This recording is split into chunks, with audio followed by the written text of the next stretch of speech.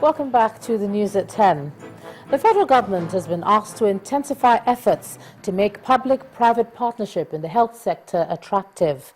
The Chief Medical Director, University College Hospital Ibadan, Professor Pt.3 Alonge, made the call in Ibadan, Oyo State capital, when he reacted to the indefinite strike embarked upon by the Joint Health Workers Union, JHESU. Professor Alonge said the public-private partnership will attract investors to the sector as well as provide the funding it so desperately needs. Meanwhile, union leaders across the country have insisted that the strike continues until the government grants their demands. What I had maintained for over 4 years is still my viewpoint, that I've never seen a government that has single-handedly funded all sectors of the economy successfully without external support by way of private interference. And so I still believe very strongly that public-private partnership in various cadres and various shades and forms will be the way to go in the health sector, effective from 2015.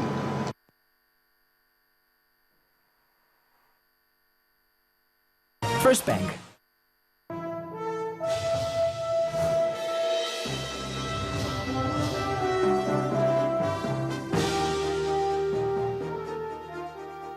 Welcome to Business News. The Nigerian Electricity Regulatory Commission, the NERC, has extended the deadline for an increase in tariffs for residential consumers to June 2015, while charges for other classes of consumers have taken immediate effect. Addressing a news conference in Abuja, the chairman of the NERC, Dr. Sam Amadi, said the suspension in charges for residential consumers is aimed at encouraging operators to serve them better.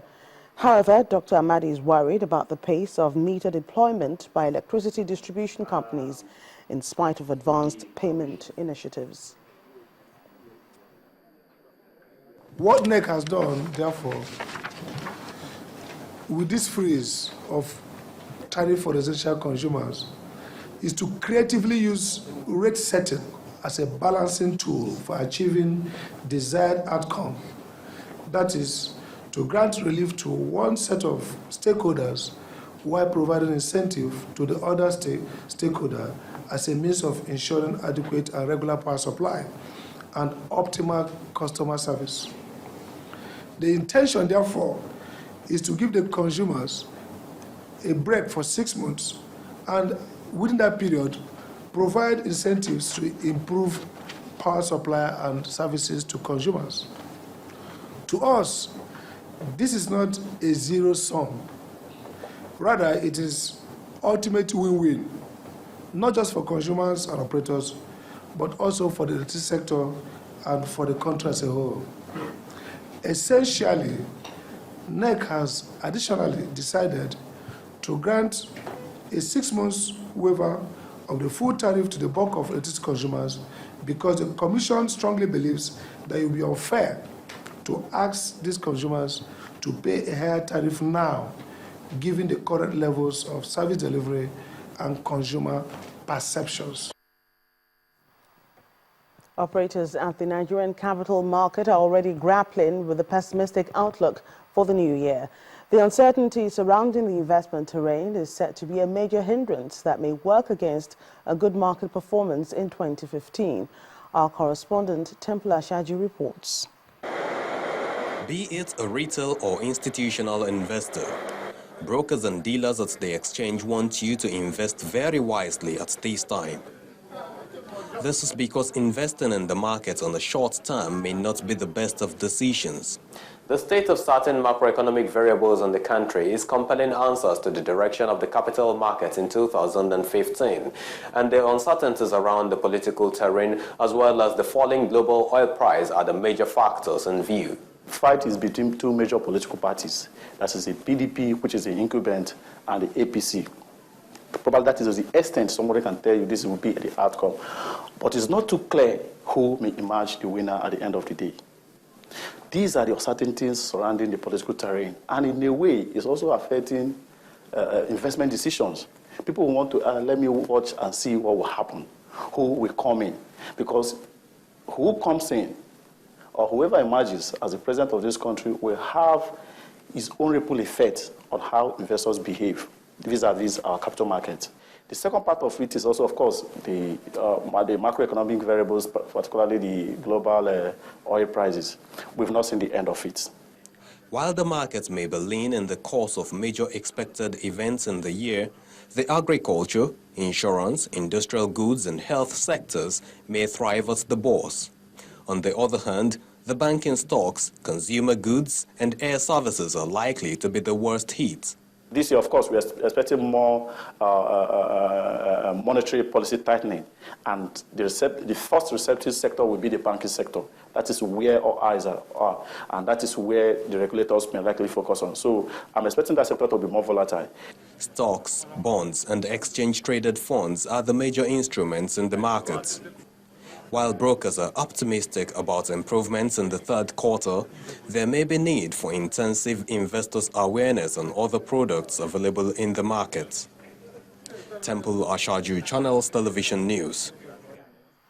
Meanwhile, stocks at the equities market are still southbound, with the all-share index shedding 4.19% on Tuesday. Bolaji Akiwale has more on this.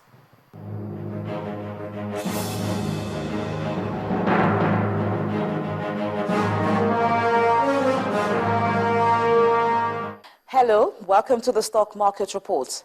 For the second day running, the equities market ended in the negative territory.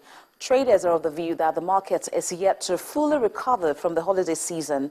This is also coupled with the lackluster performance of some blue chips. The all-share index dropped by 4.19% to close at 32,522.31. On the advances table, Mobil and Cadbury recorded a gain of 2 naira each, while PZ added 1 naira 19 kobo to its share price. On the laggards table, food giant Nestle lost almost 50 naira. It came ahead of Seplat, which shared 17 naira 57 kobo, while Nigeria Brewers lost 9 naira 59 kobo. On the volume chart, ETI pulled the highest volume of shares at 96.9 million units, coming ahead of Transcorp and Guaranty Trust Bank. At the close of trade, the total volume of shares stood at 413 million units, valued at 5.3 billion naira. That's it on the Stock Market Report. I am Bolaji Akiwale.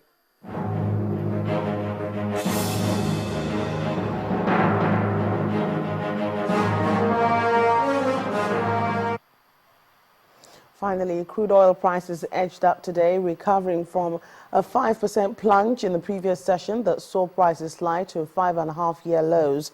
As growth in oil supplies show no sign of abating, nervous investors in Greece are forced to shift to their sentiment towards bonds over political uncertainties. Brent crude hit $52.04 a barrel, its lowest level since May 2009. The price of U.S. crude rose 60 cents to $49.44 a barrel after earlier falling to $49.15, its lowest since April 2009. Well, that's it on Business News. On the news at 10, we'll leave you with those global markets. And Ijoma will be right back with the rest of the news at 10.